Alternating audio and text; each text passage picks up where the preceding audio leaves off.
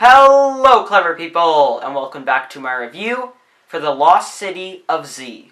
So The Lost City of Z follows a true story of a man back in the early 1900s that thought that he had an idea of where a possible hidden civilization could have been in the depths of a very dangerous jungle. So the film basically chronicles his entire life, about 30 to 40 years, going through him trying to go into the Lost City of Z, trying to find this place that he doesn't even know where it exists, he doesn't even know where it is, but he just has the belief that it's there, and that's enough to drive him to go to extreme lengths to possibly hurt people, to possibly hurt others, just to try to find the city.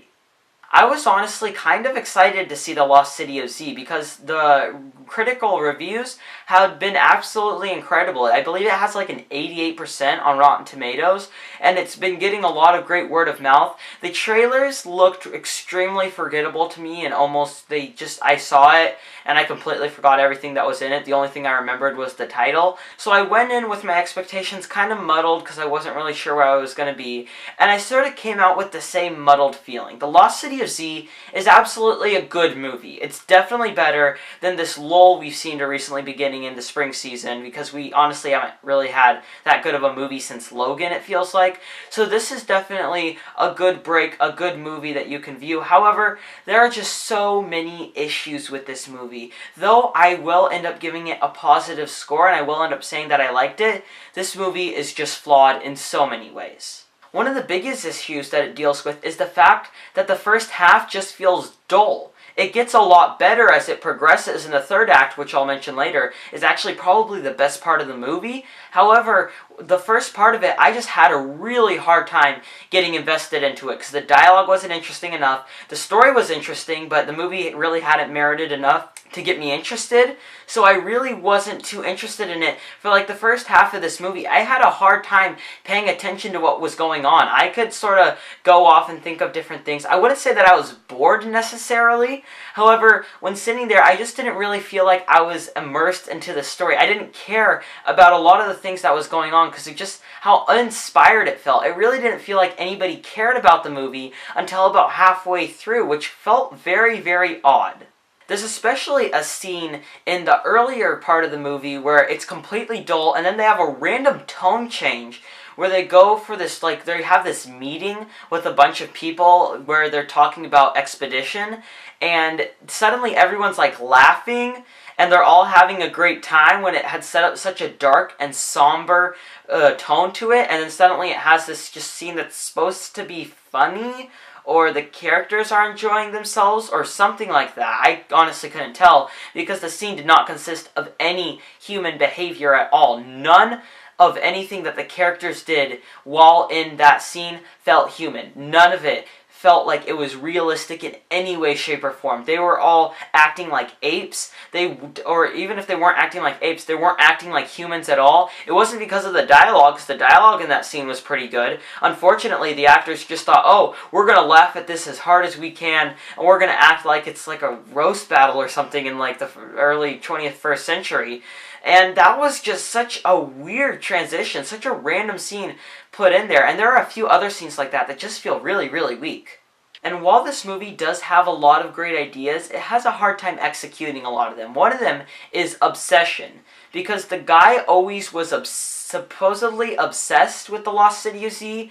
He was always thinking about it, and they try to do that. They show him, you never really get a scene where he's not talking about expedition, or he's not talking about finding the City of Z. Yet at the same time, the acting wasn't really convincing enough to persuade me to think, oh, he really is obsessed, and you didn't get that feeling. You felt like he was just going through there because he was having a fun time, but it was hard to tell because he was also, in pain. He didn't have a lot of food. It sort of just felt like he went out there just to go out there. You didn't get the feeling of why he wanted the Lost City of Z so much. You saw that he was always thinking about it, but you didn't get any reason behind it. It wasn't that they were trying to show that he didn't necessarily have a huge reason for why he wanted to find the city. He just did.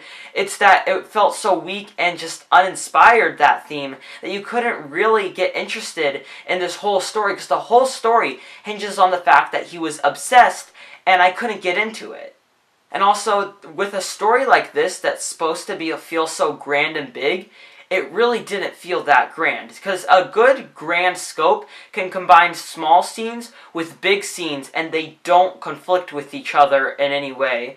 And unfortunately, this movie consists of a lot of scenes that are either really small or don't quite go all the way big. They don't go quite all the way big or quite all the way small. They're always in the middle.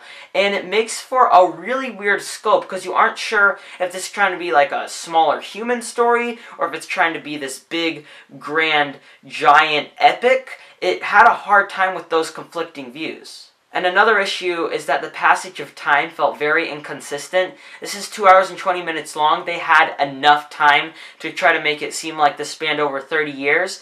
And even though you saw the characters getting older, you saw them not as happy, you saw that the obsession changed throughout what was going on, this honestly felt like it happened in like 3 years or so. You didn't get the feeling of passage of time, and every time you saw the kids, that was definitely evident, because you would see the kids and they would like have increased 5 years in age, and like, whoa, how'd that happen? It honestly felt like 6 months since you last saw them, because there aren't enough long drawn out scenes of them being in the jungle, because they don't have enough interesting ideas for the jungle. Now, something that this movie definitely has is interesting ideas. There are a lot of good concepts in this movie, such as a certain scene where a guy is not really mentally well, and he says that all the guy's looking for is the city of Z, and he's not really caring about the other humans, and he's lost his human touch because of that. That was a really interesting scene, and you had good ideas like that throughout. Unfortunately, it was just brought down by a lot of the dull feeling throughout the movie. Now, something you can definitely enjoy about this movie is its look of expedition. The fact that it looked at the 1800s, early 1900s, I believe. It was sometime around there. And it showed, hey, it wasn't that you could look around with cameras. You got the feeling of how hard it was to go exploring, looking for new areas. And I like how they showed that. And they had a lot of, like I said, interesting ideas like that. And also, this movie is undeniably gorgeous to look at. The cinematography, the costume design, the sets, all of them were exceptional. They all looked very accurate to the time period, but especially the cinematography. There was one certain shot of silhouetting that I'm pretty sure probably won't stand out to anyone else, but it definitely stood out to me, and I was just sort of stunned by it. A lot of the cinematography in this film feels very grand, which also does mess with the scope, but in the moment, you're just at awe at the beautiful shots that they got.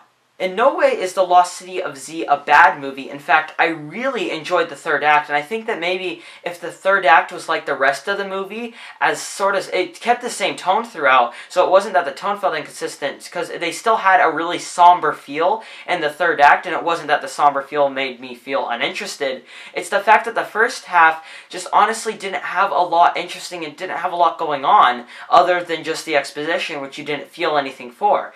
Now, the third act, I would definitely say, is by far the best part of the movie, and I would give that part separately like an 8 out of 10. I really enjoyed that. However, the rest of the movie has a hard time standing up to that. It feels dull a lot, it has a lot of themes that they could have displayed way better that they really didn't, and it had a lot of scenes that felt very weird and not necessarily in place. The Lost City of Z is not a bad movie, it's not a great movie, it's sort of in the middle, and that's why I'll give it a 6.25 out of 10.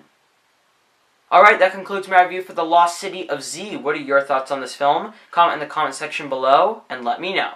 I'm Robert Burke, and this has been The Clever Critics. Goodbye.